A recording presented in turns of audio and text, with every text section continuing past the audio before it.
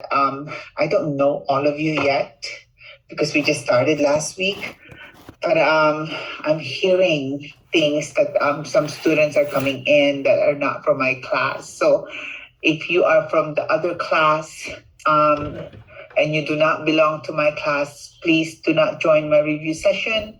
You do not have a permission. You have to have your own review session with your faculty. So I would encourage each and every one of you starting actually today, just to make sure you guys that when you are joining my tutoring session, you are putting your name. So that way I can know that you are actually from my class. And please do not share my link to other students that does not belong to my class. I just want to make that clarification. It's not that I don't want them here, but I don't want to cause um, I want to make sure that they are going to their instructor because that's what they're supposed to do. Anyway, you guys, enough um, of that announcement. So anyway, guys, I hope that you had a nice weekend. It's Monday, so let's begin our tutoring session. Again, this tutoring session is, if any of you were in my when did I do it during Friday? So you kind of sort of had the idea how it was done to those. And we did have, by the way, we did have an awesome session Friday night. So I'm hoping for the same thing. So this is going to be like, sharing information, clarification, and making sure that I answer all your inquiry based on what you have so far and what you've done and what you've read, right? So let's begin with chemotherapy. So remember how we had a nice discussion about the chemotherapy medication. I'm not specific with any medication. I know that you guys will get overwhelmed with different types of medication, chemotherapy medication. There's a bunch of them. Remember the lecture last week was not designed for you to become expert on chemotherapy drugs. But my expectation for you guys is that do you know the basic information? So when you have somebody with a patient who's receiving chemotherapy and they're in your hospital for another comorbidities or another medical condition, you are able to see or assess the patients accordingly, right? Based on their current situation as a patient receiving chemotherapy. So the first thing I want to know is that do you have any question on assessment?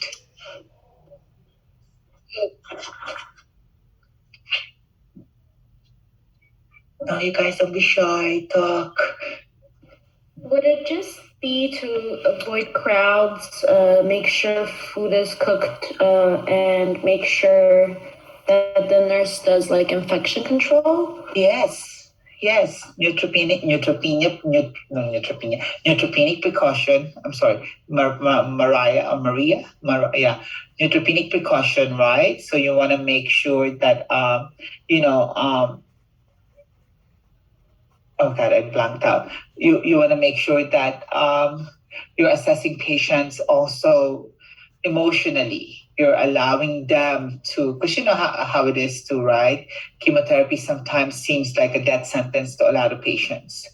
I'm sorry, cancer diagnosis seems like a death sentence. And a lot of them does not understand how chemo affects, your own physical well-being, right? So people have this perception of, oh, chemotherapy, I'm going to lose my hair. I'm going to be this, I'm going to be that, I'm going to be so tired. So as a nurse, your job is to kind of say, okay, you're going to experience fatigue. So with fatigue, I'm going to encourage you to, do your activities of daily living early in the morning when you're have more energy, right? I would talk about experience of feeling nauseated. We have certain medications that we're going to give you.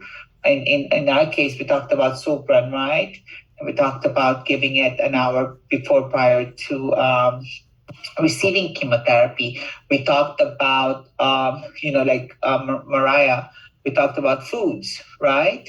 like make sure that the food is cooked thoroughly. You want to make sure that you add spices.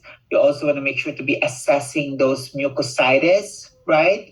That's why we have, those canker sore, those leukoplasia. So that's why we have patients gargle normal saline, or if they're in a hospital setting, we give them nystatin or Daniel solution. We also assess about body image disturbance, right?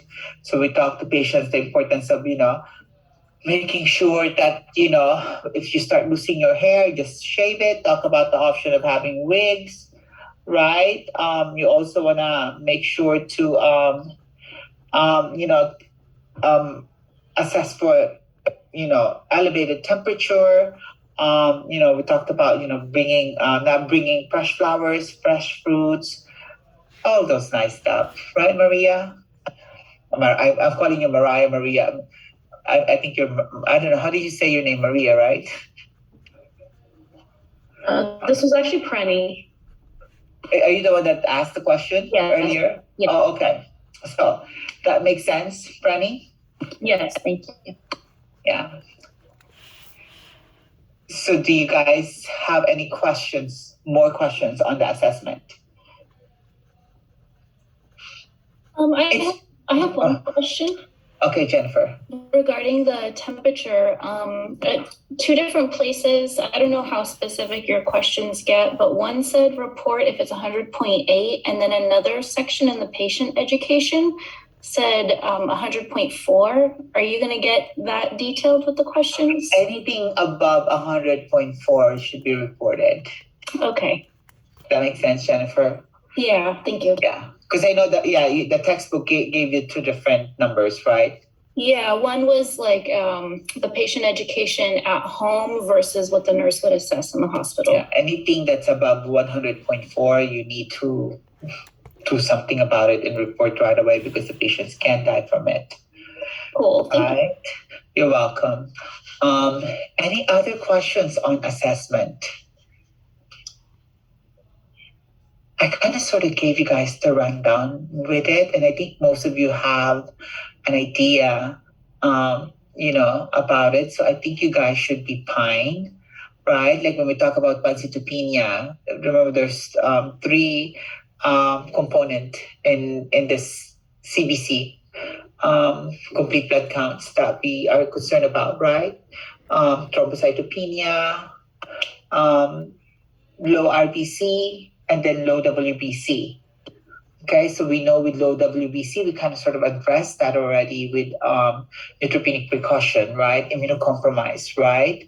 So what happens, right? When you give chemotherapy, you not only kill the cancer cell, but you also kill the good cells, right? So that's when, hand washing, avoid crowds. You want to make sure you check temperature, and then we have the RBC. So I did sort of address that: hemoglobin, hematocrit, fatigue, right? So how do you combat fatigue? So if you really don't have a good understanding of fatigue, I want you to read it, because it's going to hunt you. Every disease process that we're going to talk about in this course is always going to have fatigue on it. So you need to know what are the interventions for fatigue. And then the last one was thrombocytopenia, low platelets, right? So with low platelets, patients are prone for bleeding. So you need to be able to assess, patients for bruising, petechiae, right? Blood in the stool, blood in the gums, in the nose. You want to make sure that, if you have somebody who's receiving chemotherapy, teach them about the importance of, using soft bristle brushed. If they're male, make sure they don't use razor. They use those electric razor. And then, when they go to the dentist, that's important, you guys. You want to make sure to let the provider know, because you know how everybody has gone to the dentist before. Those cleaning can be brutal and can cause excessive bleeding, right? You also want to, think about the floss, like the dental floss, because that also can harm your gum and cause excessive bleeding. So I think you guys are good, right? I don't know. It's up to you guys. Any questions, you guys? Intervention. chemotherapy intervention. So we kind of sort of addressed that already, right? What are the things, like if somebody is nauseated, we give them Sopran. We want to make sure that they take it an hour before, and you also want to make sure to educate patients about the most common side effects of Sopran. And what is the most common side effects of Sopran? Headache. Headache. Okay, very good. Yeah, because that's important, to be honest with you guys. Patient teaching, therapeutic communications. Do you guys have any questions on that in regards to chemotherapy? It's kind of sort of under the umbrella of everything.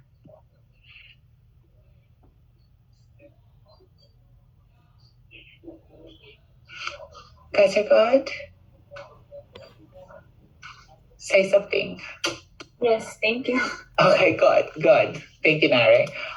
So the next thing I want to talk about is 7 warning signs of cancer. You guys, any issues with this?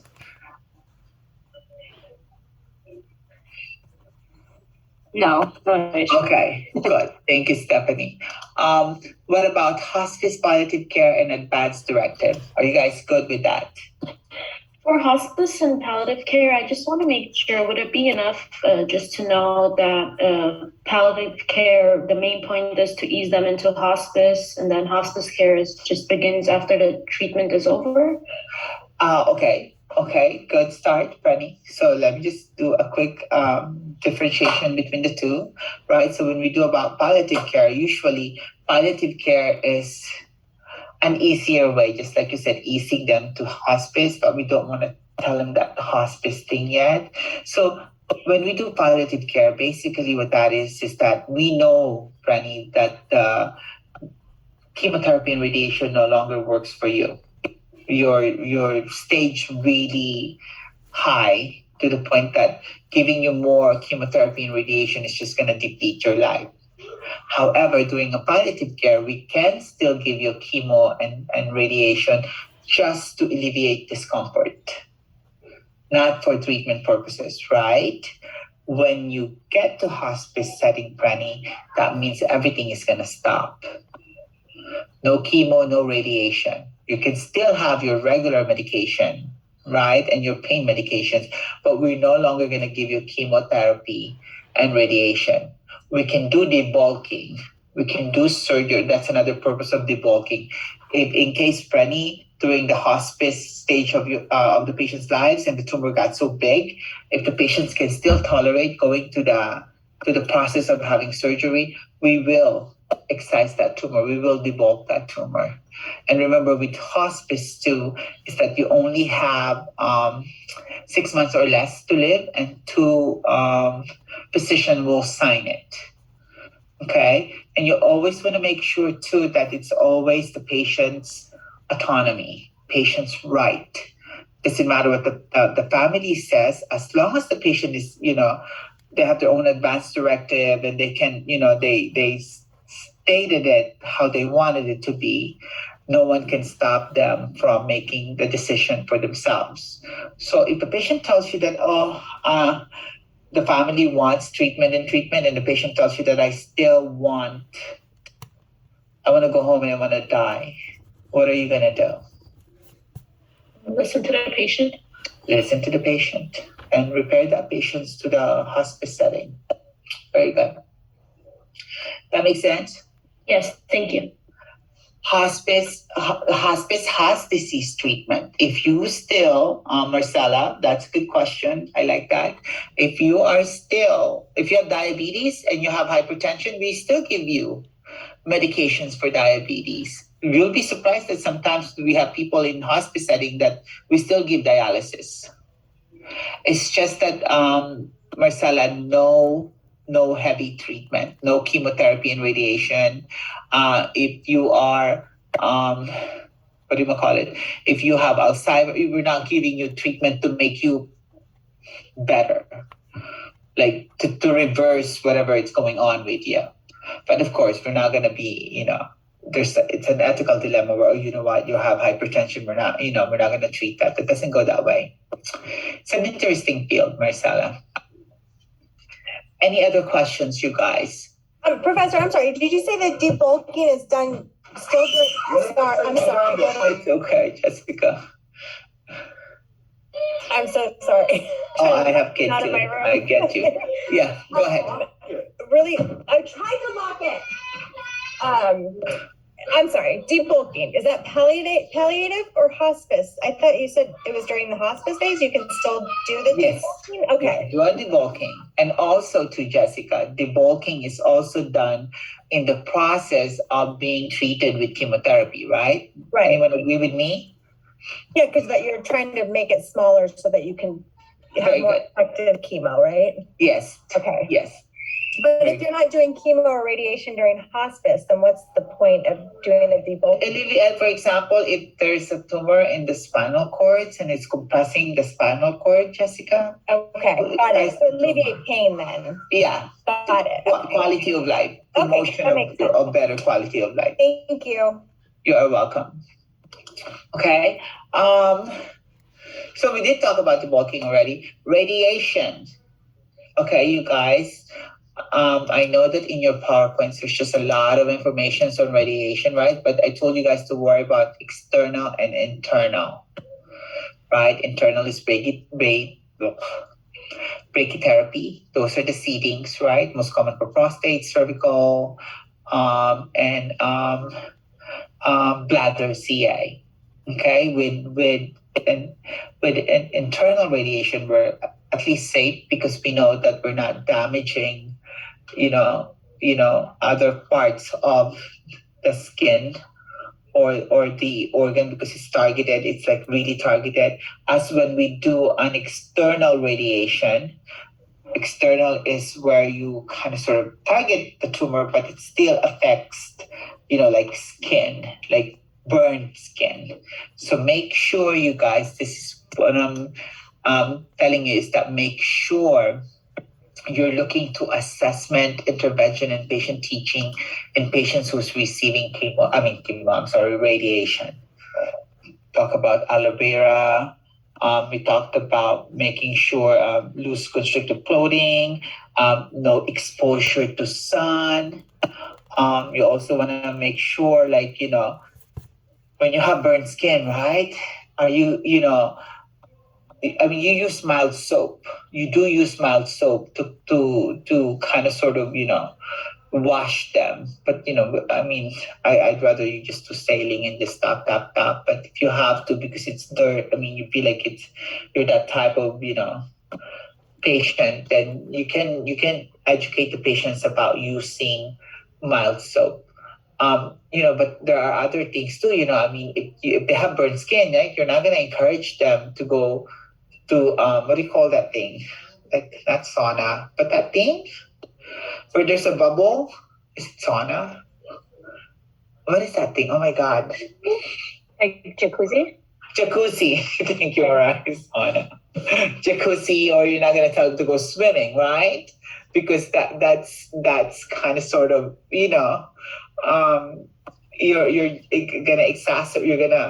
exacerbate those damage in the skin. So so please be mindful of the teaching when it comes to radiation therapy. So do you guys have any question on that one? I do. For Yes. the external, we do have to know that they should not eat red meat, or they should stay away from it because it alters the taste. Bread? Like, what do you mean, Susie? Like bread meat? Yeah. Red meat. Sorry. No. Yes. So those are other education that you can do for them, Susie. Good. That's a good, that's a good way to teach them also. But my main concern more, Susie, is the care for the skin. Okay, thank you. Because you don't want the blisters growing and all those things. And, especially if somebody is about to, what do you call it? Like breast cancer, and they need to really take care of the skin so they can have a nice functional skin to put the implant later on for the patient. Right. Any other questions, you guys, on radiation therapy? I have a question. So is it for both internal and external that they'll be like radioactive, like I think this is 30 minutes after and to like not let people near, or is it Yes. only for it's for both of them?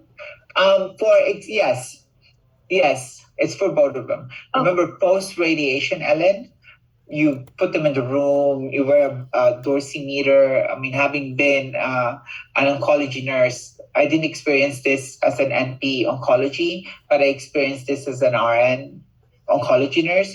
I remember post radiation therapy, patients are, like we wear dosimeters, we measure the amount of radiation. With the seeding, I think they're only, what did the textbook said? They're excreting radiation for at least 30 minutes to an hour. But anyone who receives radiation therapy, you need to be careful until they're no longer, they no longer have that many exposure to the radiation. And one of our biggest worry back then is our UAP, because our UAP, they don't have that extensive knowledge on how to take care of patients who's receiving radiation. And sometimes they're so nice, they get familiarized with the patients and they stay longer and I just have to pull them out. No, you just gotta give the food, you run away and you get out of there. So that's a good, thank you. That's a good catch, Ellen. Any other questions, you guys, on radiation? The next thing I want to talk about is stages of cancer, you guys. Right? You guys, you should know it. Do you have any questions on this? Remember, one of the things is that you need to know your TNM, tumor nodes metastasize. So you need to be able to be mindful of the scoring on that one. If you have T1S, that just basically tells you that you are, you're just in the tumor. And then if you have N1, there's one nodes involved. And then you have M1, then you have metastasis to one organ. But if you have just cervix, that would just say T1, and then when there's no nodes, N0, and then M. And remember, the highest the stages, the more problem you have, right? One of the things too is that, remember too, when, since I'm going to cover it now. Since, remember I talked about the difference between tumor markers and the biopsy, right? Anybody want to talk to me about it?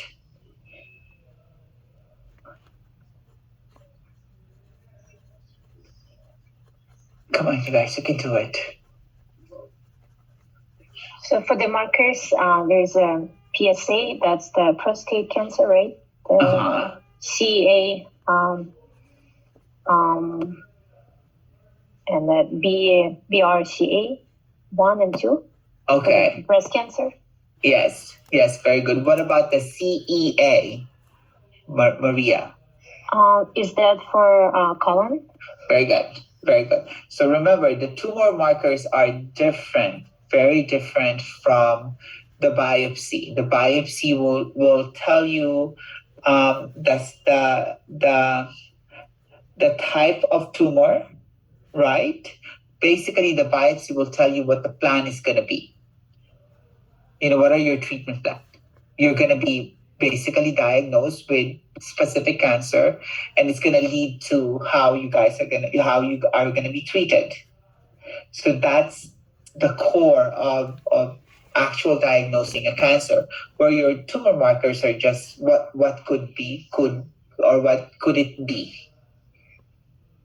But when the cancer comes back again after treatment of radiation and chemotherapy, and then, for example, your tumor marker goes up again,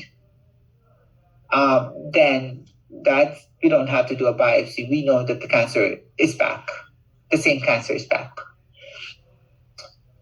That makes sense, you guys? Yes. Okay. Perfect. So we're good with that. You guys, vesicants, right? You should know this. I talked about this. Leakage, chemotherapy, what are the, anyone have any questions on this? Sir, I have a question, but it's about the tumor markers. Sorry, I'm like going back. No, it's okay, Ellen. For the, I think it was the CA 125. Is that one like a specific one? Because when I was reading, I just like it just kind of like was like general, like it just said like antigens. But does that one have like a specific like type of like like prostate or anything like that? Let's ask someone here. Somebody might know it. Ovarian. Very good, Mary. Ovarian. Ellen. Is it also breast too? Or? And breast. Okay. And breast too. You guys are good. Yes, ovarian and breast. Say 125. That's very good, you guys. Good. Did I answer your question, Ellen? Yes, thank you. Okay, perfect. Any other questions, you guys? What was I asking prior to Ellen's question? I forgot. We were talking about vesicants. Oh, vesicant. Yeah. So do you have any questions on vesicant, you guys? No? Straightforward, you guys should be fine.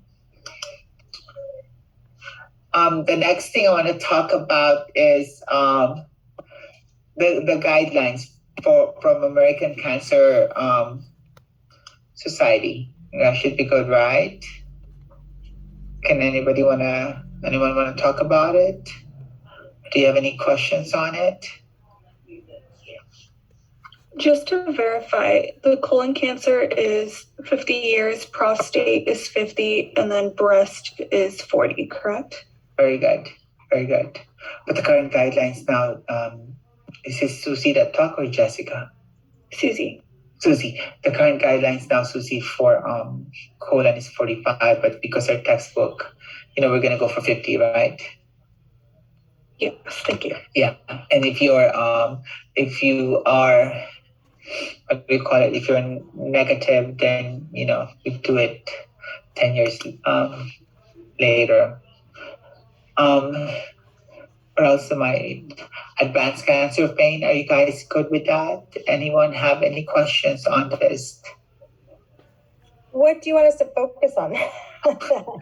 Jessica, with advanced cancer pain, remember how I talked about, there's a nice section in your PowerPoints, Jessica, that talks about... No, I wrote a lot of notes down. I just wasn't sure. Is it more like pain management? Pain management, okay. Tolerance, okay, right? Perfect. Yep, got it. Yeah, so those things, you guys should be able to do okay with that one.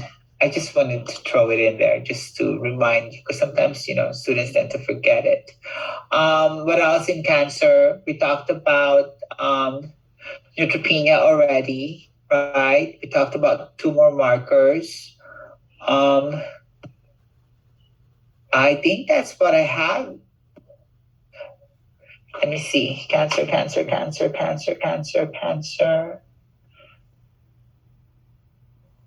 I'm good. Do you guys have any specific questions on cancer? Remember, there's only 25 questions. I can only ask so much.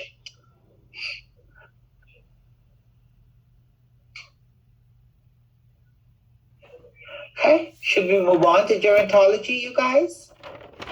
Sure.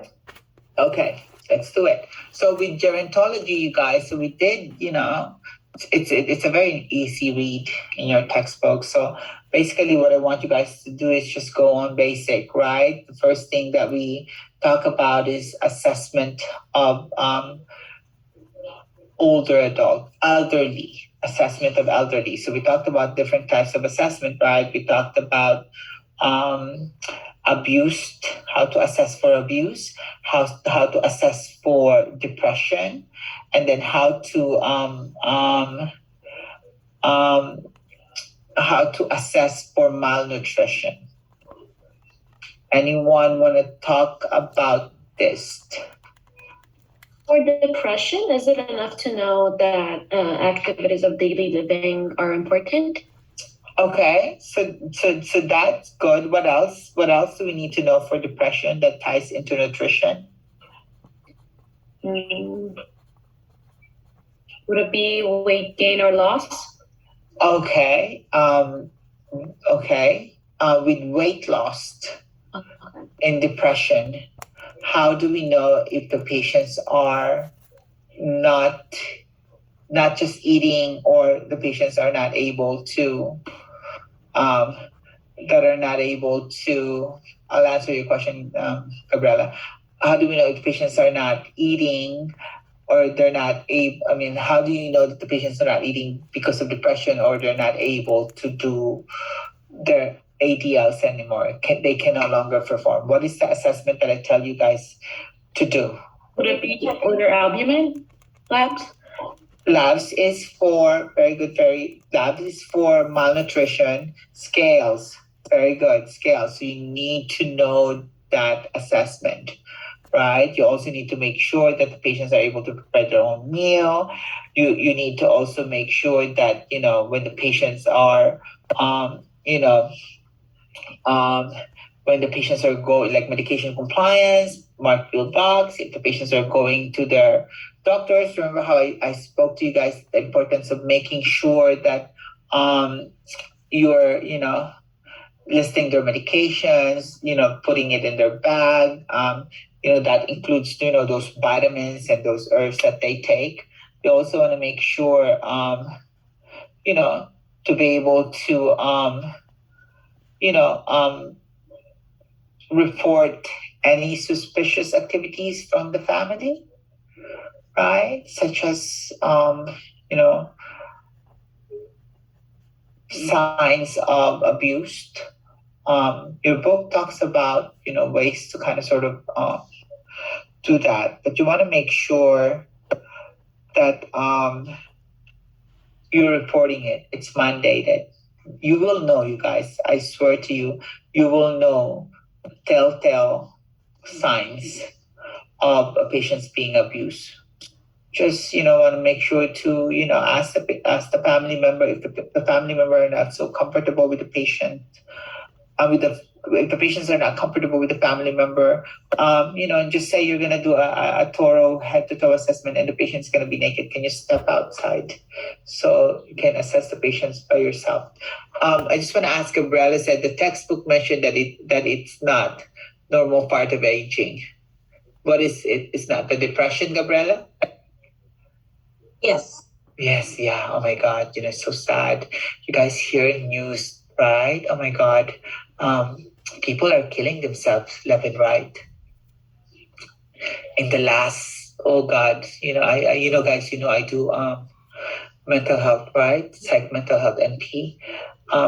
We've just had this recent data of people that are just suffering from mental health, and they're not even talking about it. Very, very sad. So can you imagine? What bothers me too is that the risks for elderly patients killing themselves are increasing too. Horrible. Anyway, yeah, it is not a part of normal aging. You also want to make sure with elderly patients, right? What are the proper teachings that you want to tell them? Their screening. We talked about that, right? Making sure that they have their pneumococcal vaccine at the age of 65, shingles, right? Yearly visual acuity. You also want to make sure that, if the patients are, suffering from certain, like encourage exercise, ambulation, right? You want to make sure that they're ambulating and they're, because a lot of these elderly patients, when they're depressed, they just stay in bed, and staying in bed causes your, what happens when you get older, you are prone to pneumonia, your lungs, you have a decreased lung capacity. So, the last thing you want is for the patients to have pneumonia and continue to be lying down. So that also will cause problems, right? So those are the things that are important with elderly patients. We also want to talk about safety precautions, rugs, night lights. Make sure that there's no scatter rugs. Make sure that the night lights are on, so when they go to the bathroom, they can see it themselves. You also want to encourage them with foods that are high in protein, all those nice stuff. So I think that with elderly patients, I have just most of my question is that how are you going to take care of them based on the lecture that was given to you guys last week and based on your reading? So I would focus more on, safety, assessment of abuse, medication compliance, assessment of depression, and certain little teaching that you provide for them. I have a nice slide that talks about those what do you call it, patient education. You guys remember that in your slide? Like when to take the vaccine and when to do all those things. Okay, yeah. Any other questions, you guys? I'm sure some of you will be taking the test tomorrow because there's like, I see some names here that are from my class tomorrow.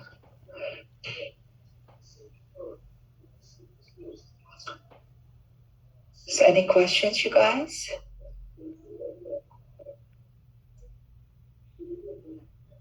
Are you guys good? I think so. I think so too. I think you guys are gonna be fine. Just make sure that you tell yourself you did what you had to do. I don't currently have it. Okay, very good. Okay, you guys. So I will see you guys. Jennifer, you're here. Were you just messaging me, Jennifer? Yes, that was me. So we can talk after when everybody leaves. Sure, absolutely. Franny. Yes, I also wanted to speak to you. Yes, I want to speak to you also. So you guys have a good night. And I will see you guys, some of you tomorrow, some of you Wednesday. Good luck, everyone. Just email me if you have any question. I hope that this is helpful for you guys.